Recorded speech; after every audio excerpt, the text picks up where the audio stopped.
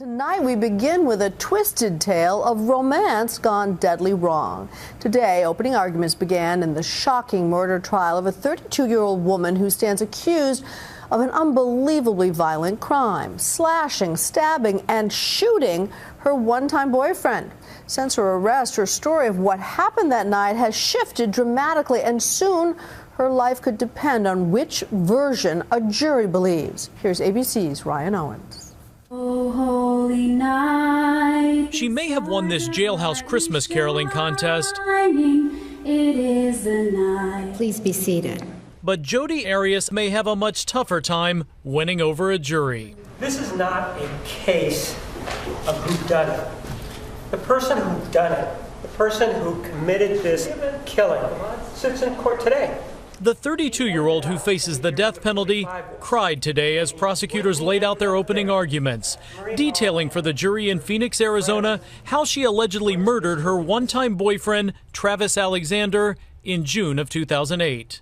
Prosecutors say the soft-spoken Arias attacked Travis in a jealous rage as he showered, stabbing him 27 times, slitting his throat, and then shooting him in the head. Mr. Alexander did not die calmly. He fought. Arias also wiped away tears as her attorney painted a very different picture of an abused woman who was forced to kill in self-defense, and a victim who claimed to be a devout Mormon but was really a sexual deviant.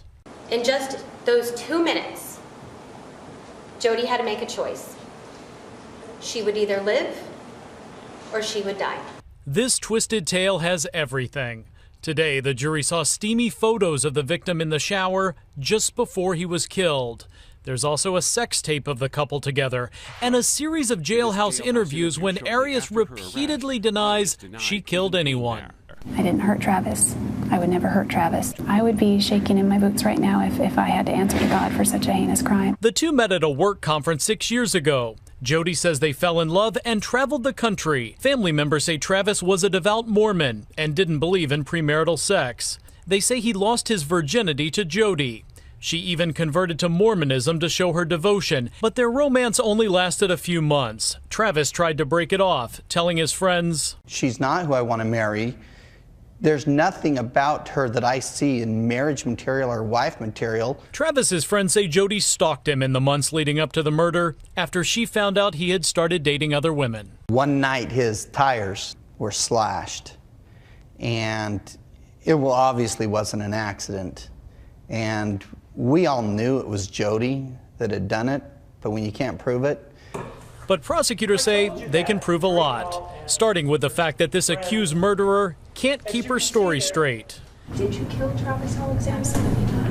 No, I had no part in it. 2 weeks after those jailhouse interviews when she denied being at Travis's house the night of the murder, Jodi Arias told the TV show Inside Edition something quite different. I witnessed Travis being attacked by 2 other individuals. Who? I don't know who they were. I couldn't pick them out in a police lineup. That story didn't hold up long either, especially once detectives found a camera in Travis Alexander's washing machine. Police believe Jodi deleted a series of photos from it, then literally tried to wash away the evidence. But forensic teams recovered the camera's memory card. What was on it? Today, the jury saw a series of pictures of the couple having sex the day of the murder. Mr. Alexander was very much alive. And yes, they were going at it. But that's not all. Next, the jury saw a series of pictures taken a few hours later of a naked Travis posing in the shower. Then, seconds after that, a couple of pictures that look like they were accidentally snapped, showing Travis's bloody body. And then, after it appears someone dropped the camera, a snapshot of Jodi Arias dragging his body. Which brings us to her latest story, the one her attorney began telling the jury today. Had Jodi not chosen to defend herself, she would not be here.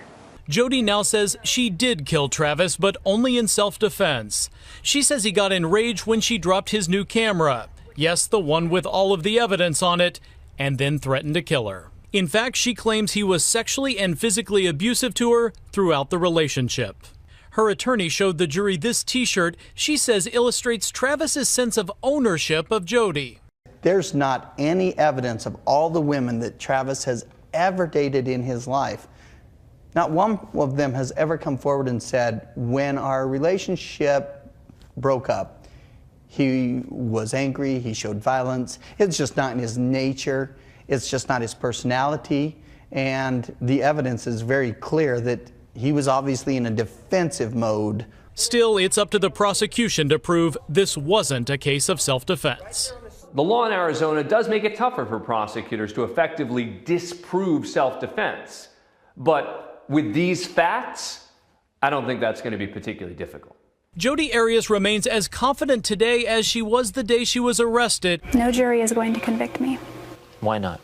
Because I'm innocent, and you can mark my words on that one. No jury will convict me. The prosecutor ended his arguments today by playing that clip for the jury.